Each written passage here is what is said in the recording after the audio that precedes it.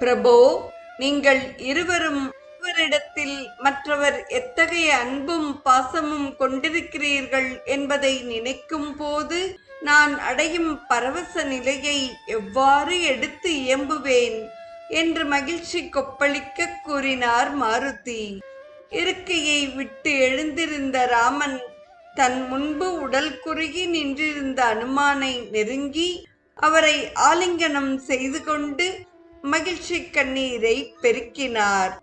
நான் என்ன பாக்கியம் செய்தேன், என்ன பாக்கியம் செய்தேன் என்று நெஞ்சம் தழுதழுக்க பரவச நிலை எய்தினார் மாருதி. அந்த அற்புத காட்சியை கண்டு அங்கிருந்த வானர வீரர்கள் மெய்சிலிர்த்தனர்.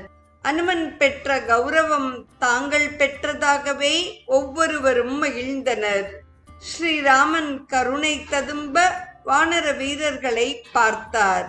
அன்புமிக்க வானர வீரர்களே, என் பொருட்டு நீங்கள் ஒவ்வொருவரும் எத்தகைய சிரமமான பணியை மேற்கொண்டீர்கள்.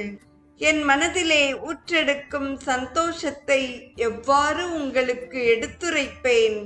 நீங்கள் சர்வமங்கலத்தோடு வாழுமாறு உளம் கனிந்து வாழ்த்துகிறேன் என்றார். அந்த வார்த்தைகள் வானர வீரர்களை அவர் பால் மேலும் மதிப்பு கொள்ளச் செய்தது.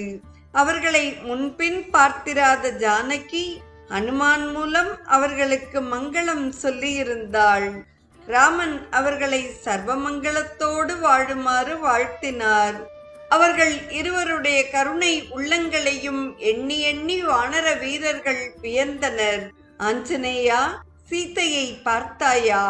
அவளுடைய நிலை எப்படி இருக்கிறது? ராவணன் கொடுமைப்படுத்தி வருகிறானா? விவரமாக கூறு என்று கேட்டார் ராமன்.